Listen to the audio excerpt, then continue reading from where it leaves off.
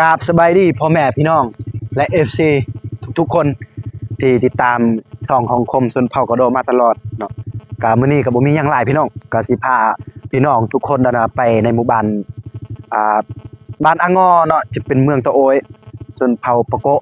ในหมู่บ้านนี้ก็ห่างจากตัวเมืองกับเมืองตะโอยได้ก็ประมาณ80หลักหรือ70หลักนี่แหละกะว่าประมาณ80พี่น้องแต่ว่าในหมู่บ้านนี้ยังบ่ได้มีไฟฟ้าเลยเนาะโอ้เขาก็อยู่แบบชนบทอะไรพี่น้องแล้วก็เฮาก็สิเข้าไปเบิ่งในหมู่บ้านนี้สิแบบใดแต่พิเศษในมื้อนี้ก็คือมื้อที่เขาเฮ็ดงานพี่น้องเอ้ยมื้องานบุญงะถ้าเป็นภาษาปะโกะกับภาษากะโดก็สิเอิ้นอาซาเนาะไงตาอาริวอาซาบ่ดอกแต่เรียวมาอาซาไอ้ไม้เอ้ยคือในหมู่บ้านนี้จะเป็นหมู่บ้านลับแลแล้วก็จะเป็นหมู่บ้านที่อยู่ก้นเหวลึกพี่น้องเอ้ยนี่ค่อยสิปีนให้พี่น้องเห็นนี่นะนี่ที่เฮาเห็นนี่นะพี่น้องมันสิอยู่ก้นเหวลึกขนาดเลยพี่น้องปอก็น้อยคนที่ได้เข้ามาในหมู่บ้านนี้นะครับถ้าว่าบ่มีเวียกจำเป็นอะไรหล่อนะมีแต่พวกพนักงานรัฐเนาะเข้ามาเฮ็ดเวียกในหมู่บ้านนี้จำเป็นก็ได้เข้ามาแต่พวกแบบไปลิ้นไปเที่ยวธรรมดาก็คือส่วนน้อยพี่น้องเอ้ยจะเป็นบ้านที่รับแลหรือจะเป็นบ้านอยู่ก้นเหวเอาขี่รถก็มาตั้งไกลเลยเนาะในหมู่บ้านนี้ก็ออกมาทางหลวงทางใหญ่ทางดำทางพุ่นนะทางไปเมืองก็ประมาณ10ลักพี่น้องบางคนเขาย่างเด้เมื่อกี้นี่นะเขาย่างได้เขาไปบุญงะในหมู่บ้านนี่เพิ่นย่างมาแต่พูนปอ10ลักย่างพี่น้องย่างตั้งแต่ตอนเช้าได้ย่างตอนเช้ามันจึงมาฮอดบ้านนี่มาสิปีนกองลังให้พี่น้องเบิ่งนี่คือนี่พี่น้องปอถ้ามีโดรนบินนี่คือสิแบบได้เห็นบ่มวิวสวยๆพี่น้องเอ้ยเนาะคือทางเทิงก็เป็นภูแหละข้ามไปภูพุ่นก็สิไปตะโอยได้ข้ามภูสูงๆนี่คนเหวลึกทางก็สิมาทางนี้แหละทางแถวมาบางอย่างนี่เส้นทางพี่น้องเอ้ยเส้นทางอะไปเมืองได้ออกไปทางใหญ่อันนี้ก็จะอยู่เลียบแคมเซ่แคมห้วยใหญ่ๆนี่นะโอ้บ้านนี่ยังหลายครอบครัวอยู่พี่น้องเอ้ยเขาก็อยู่แบบดั้งเดิมของเขาอยู่นี่ก็หลายกว่า10-20 ปีหรือไงเช่กูมาได้ไงอัดตัวเลยโอ้ประมาณ20 ปีหรือ30 ปีเลยเขาอยู่ในหมู่บ้านนี้แต่ว่ายังบ่ไฟฟ้ายังบ่ทันฮอดยังบ่ทั่วถึงพี่น้องเอ้ยเพราะเนื่องจากมันไกลหลายเนาะการใช้จ่ายของชาวบ้านก็แพงไฟฟ้าก็หวังว่าอีกปีหน้าหรือปีนี้ก็จะมาฮอดปีนี้กับปี2025เนาะเขากำลังแล่นสายไฟกำลังแล่นเสาไฟฟ้าอยู่อ๋อหมู่บ้านนี่คือว่าแล้วพี่น้องหมู่บ้านนี่เขากำลังเฮ็ดบุญงะเด้อเขากำลังเฮ็ดบุญงะหรือบุญกินเกียงนั่นเองบุญท้ายปีประจำชนเผ่าเด้อพี่น้องเดี๋ยวเฮาสิพา FC ไปในหมู่บ้านเลยเนาะทีมงานพวกเรากำลังจะไปหมู่บ้านที่รับแลอยู่กลางภูเขาเด้อพี่น้องอยู่หุ้มภูเขาเด้อครับพูนอันที่เฮาเห็นน้ำหมอกพุ่นเด้อครับจะเป็นภูสูงแล้วก็อยู่ลุ่มภูน้ำหมอกพุ่นจะมีหมู่บ้านนึงเด้อครับหมู่บ้านที่ยังไม่มีไฟฟ้าโอ้เส้นทางเข้าสู่หมู่บ้านนี้ก็ลำบากนะครับโอ้โหเด้อพี่น้องอันนี้ก็จะเป็นเส้นทางที่เข้าไปในหมู่บ้านลับแลเด้อพี่น้องโอ้ยเส้นทางก็บ่ธรรมดาเด้อหมู่บ้านนี้ก็อยู่ก้นเหวลึกนะพี่น้องจะเป็นหมู่บ้านลับแลห่างจากซอกเล็กจากตัวเมืองเด้อพี่น้องคือเห็นแหละลงภูขึ้นภูอ๋อต้องถ้าผู้ใดมักคิดประจนภัยหรือว่าคิดบ้านลับแลก็กดไลค์กดแชร์กด Subscribe เด้อพี่น้องขอบใจหลายๆสำหรับ FC ที่ได้มาดูมาชมคลิปคมชนเผ่ากระโดป้อพุ่นแหละหมู่บ้านเขาพี่น้องอยู่ก้นเหวพุ่นแหละเนาะเส้นทางแต่นี่ไปหาเมืองกับบ่แม่น80หลักโบยแล้วอันนี้ก็คือเข้าสู่หมู่บ้านอ่างอเด้อพี่น้องโอ้ยอันที่เอาเห็นเนี่ยก็จะเป็นเหล้าเข้าเพิ่นเก็บไว้ อยู่นอกบ้านเอาไว้ติดกับเพื่อนบ่ได้ได้ติดได้ขลำได้โอ้ยวิวนี่ก็งามอยู่ต้องขอโทษขออภัยเด้อพี่น้องเวลาเฮาขี่รถมันตึ๊ดนะขี่มอเตอร์ไซค์เสียงก็ได้ยินแน่บ่แน่แหละมันขาดเคินๆแหละเสียงอะไรได้ยินแน่ขาดหายไปแน่เพราะว่าลมพัดแห้งพี่น้องบ่มีหยังดอกอันนี้จะเป็นโรงเรียนนะทุกคนโรงเรียนในหมู่บ้านนี่แต่ว่าเฮากำลังขี่รถกับพยายามขี่เฮาคอยสุดเลยขี่แต่ว่าโทรศัพท์เฮาถ่ายมันกันสั่นบ่ได้พี่น้อง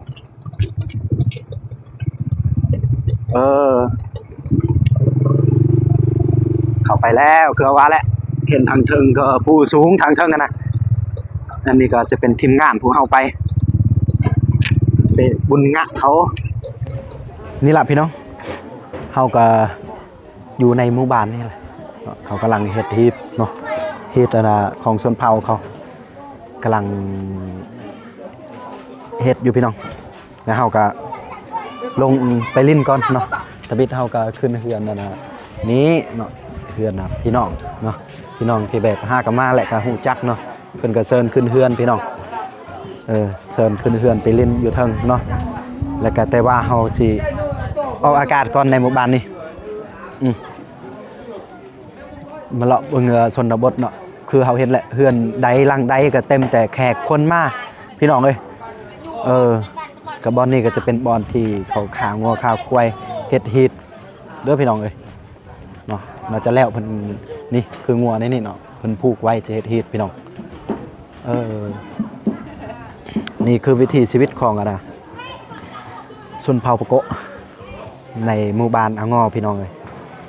ในภาพบรรยากาศตอนนี้ก็จะเป็นภาพในตอนเช้าๆพี่น้องกับโบเช้าปานใดแหละช่วงประมาณ9 โมงหรือ10 โมงนี่แหละพี่น้องเลย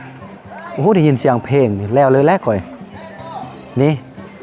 หญ้าเพิ่นกำลังต้มไก่อยู่ไก่เฮ็ดฮีทเด้มันมีอับไปจ้ะช่วย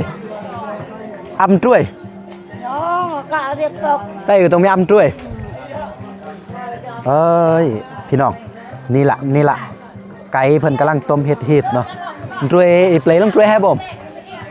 คือเป็นช่างตุงกุตอนช่วยเพลย์ช่วยให้บ่มช่วยเพลย์ช่วยแห่เรียบร้อยนี่พี่น้องเอ้ยคักรถนี่ตัวลายโตนี่3 4 5ตัวพุ่นแหละในมอนี่ก็ได้เนาะพี่น้องคือว่าแหละกำลังเฮ็ดคองเฮากำลังบุญงะว่าซั่นซะมื้อนี้ก็มีโอกาสได้มาเที่ยวมาเล่นในหมู่บ้านเฮา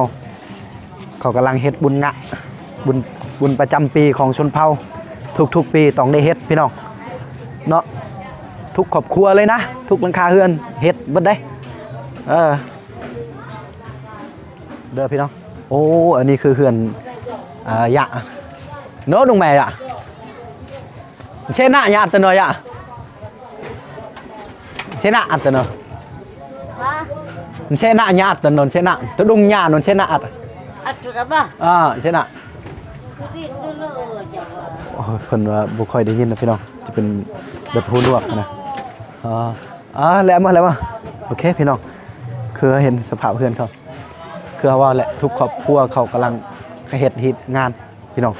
เฮ็ดบุญงะว่าซั่นซะนี่เนาะโอ้ยเฮากำลังเลาะพา FC ทุกคนเลาะ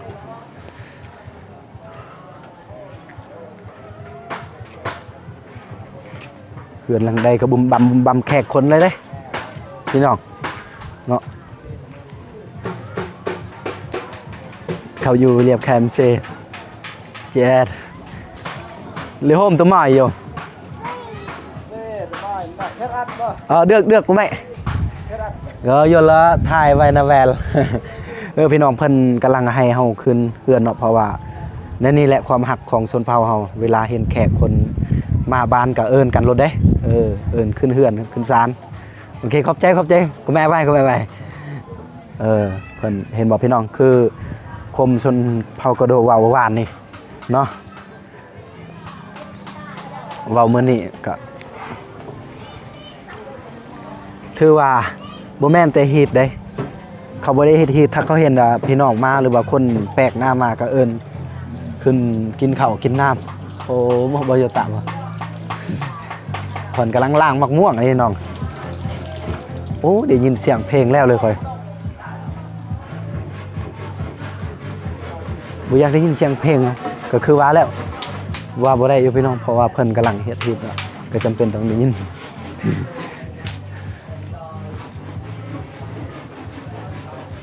โอ้ยถ้าว่าขึ้นเฮือนกับเพิ่นก็มีแต่คุ้มกินเหล้ามันเลยเว้ยแต่ว่าเฮายังบ่ทันได้กินข้าวนะพี่น้องจังน้อยกลับไปกินเฮือนพี่น้องเพิ่นเชิญเนาะแต่ว่าเฮาเจ็บกระเพาะเฮาบ่กินเหล้าอันนี้ก็เต็มเลยแขกคนเขาเนาะพี่น้องไปเฮากลับมาทางนี้เฮา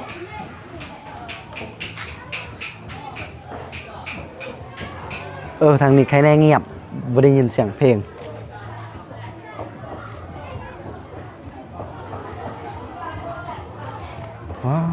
เหือนหลังใดกับปุบปับปุบปับ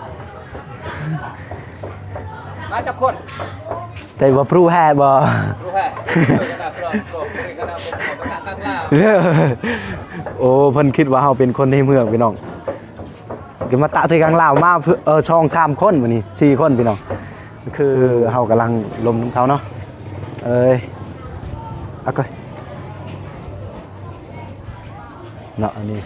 นี่หมอกขยอย่าหยานจ่อนี่เริ่มเมื่อกี้โอ้ใช่ไงน่ะแย่จ้ะใช่ไงว้าวพี่น้องประมาณ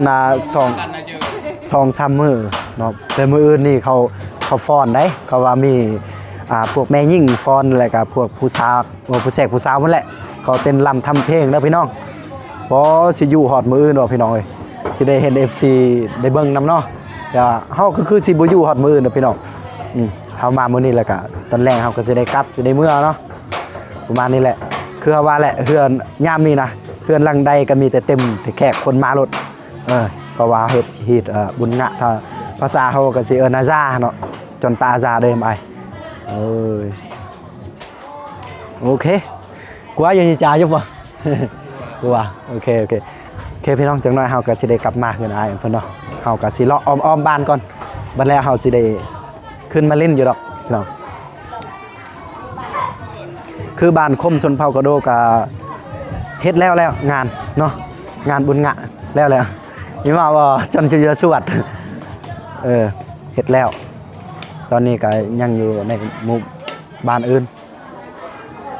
งานก็อย่าคายคือกันเนาะจะเป็นชนเผ่าเดียวกัน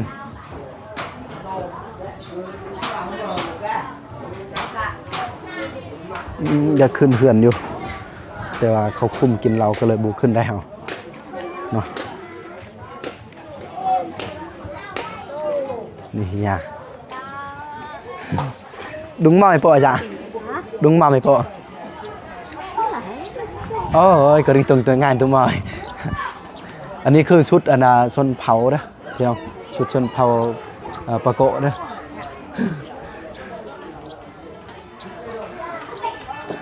บ่ไหวเขาแหละบอลนี้ก็จะเป็นบอลเพิ่นขาคายเนาะนี่ขายมักแตงขายมักม่วงแล้วก็ขายขนมขายผักขายยาอย่างไรต่างๆพี่น้องเลยคนในหมู่บ้านนี่เคยกลับมาซื้อเพราะว่ากำลังเห็ดดีแน่นอนเขาต้องกลับมาซื้อพี่น้องคือว่าแหละบอลนี้จะเป็นบอลโรงเรียนเขาบอลโรงเรียนในหมู่บ้านนี้เขาเขียนพี่น้องโอ้ ผู้สาวนี่เมียเขากำลังมายาเราวายกันเร่งอยากก็มอดอยู่กันเร่งโถยถึงทายแล้วอันนี้ก็จะเป็นเมียเขากำลังเฮ็ดมากครับมากินตรงกลางลาวเลยดิจบฮะเกลือมุตุ้มวยเยอะเนี่ยโอ้เพิ่นให้เฮากินหมากนี่พี่น้องอาวายเนาะภาษาเฮาอาวายพี่น้องอันนี้ก็อย่าเลยเมียเขาเนาะบ่แม่นผู้สาวเด้ถึงแม่นว่าสิงามกับเมียเขา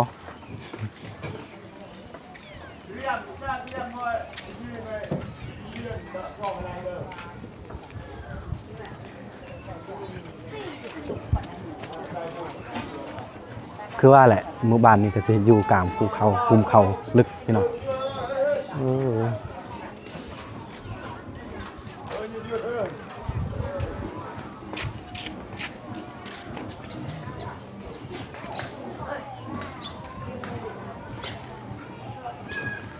เอาทุกคนฝากติดตามทำกันรู้สึกว่าหิวเขาวเลยเพราะว่าตอนนี้ก็จะประมาณ10 โมงนี่แหละหรือ9 โมง10 โมงนี่แต่ว่าเรายังบ่ทันได้กินข้าวเช้าเมื่อกี้เพิ่นให้กินข้าวก่อนเราก็บ่อยากได้ยินเสียงตู้เขาเปิดบึมบัมนะก็เลยไปเอาคลิปให้พี่น้องได้ชมก่อนแต่เพิ่นก็ยังเปิดตู้อยู่เปิดตู้นี่แล้วเลยได้คลิปเฮาก็ได้บ่ได้เห็นคลิปงามๆให้พี่น้องนี่ได้ชมนี่แหละ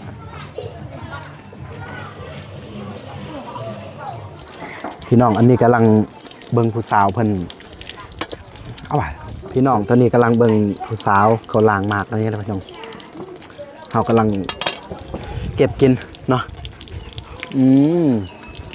เด็ดแต่ท้ายเด็ดดูเลยแบบ หวานเจี๊ยบหวานมากเลยได้พี่น้อง ท้ายนี่พี่น้องตอนนี้เพิ่นก็ตอนทับพวกเฮาเนาะตอนทับพวกเฮาได้เป็นการย่างดีพี่น้องจะมีผ้าเขาแล้วก็นี่กล้วยเนาะในตะเว้นแล้วก็หลายสิ่งหลายอย่างอาหารเลือกเพื่อกินเลยโอ้ฉ่ำสิกินพี่น้องก้อยอันนี้ก็สิ่งที่ขาดบ่ได้ก็คือเหล้าเบียร์เนาะ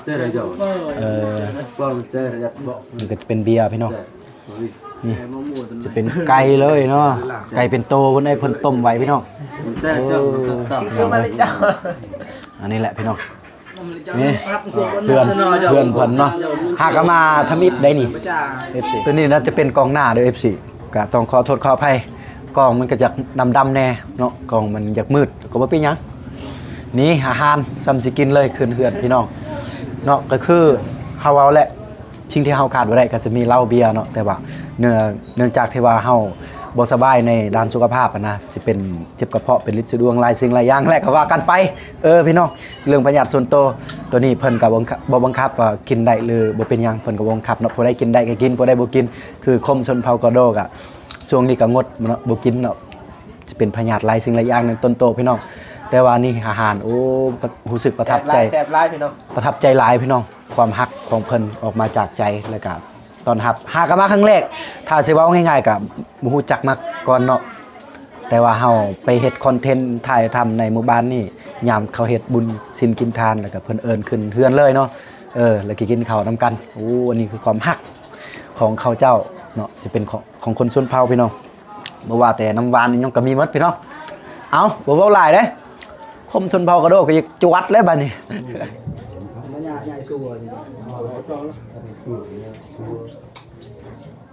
เต้าเลยนะยกบอกหน้าของลอยนั่งกันด้วยได้ถูกที่ผมสี่ย่อยไปเลือกถึงชาตาแจ๋เนี่ยตุ๊กป้าสาลายเกยเลยประจัยขึ้นในเซิร์ฟจะเป็นบูฮานร้อยดาวไม่ดาวตัวไหนร้อยดาวเอามองหนอละลงไปจอดแล้วมาแทนบูอะไรบน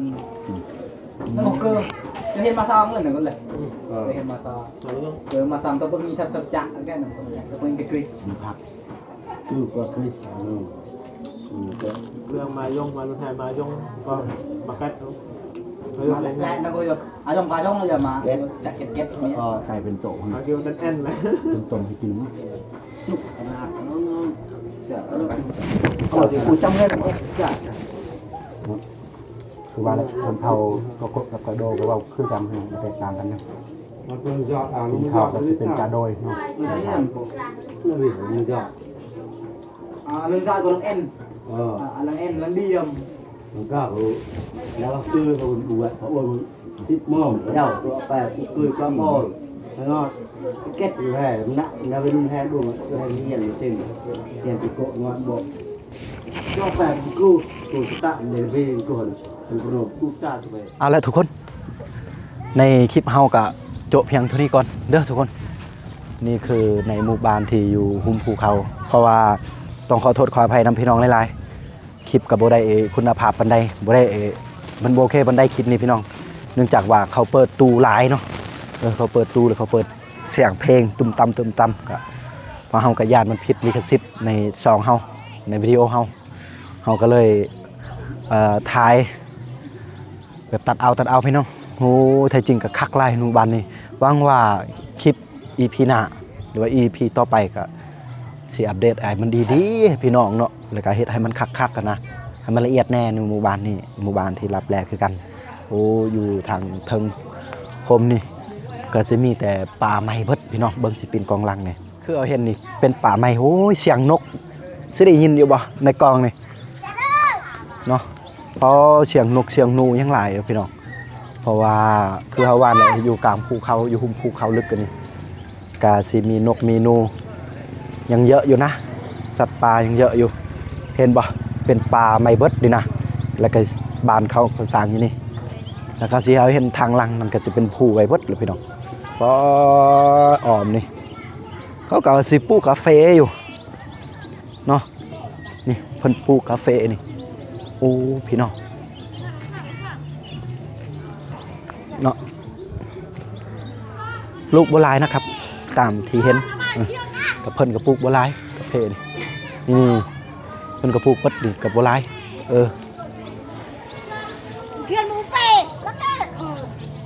สุดยอดในวันนี้เฮาบ่อยากถ่ายดนๆพี่น้อง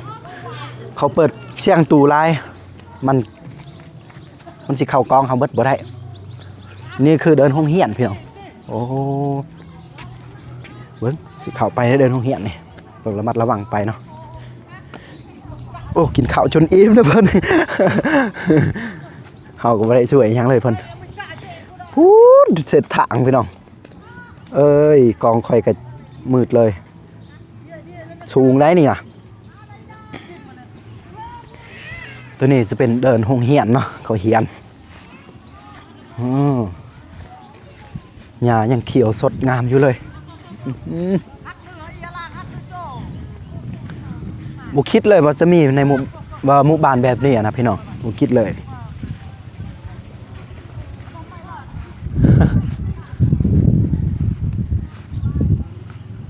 ป่าไม้เบิดเขตนี้เลยพี่น้องทางเทิงนี่กับป่าไม้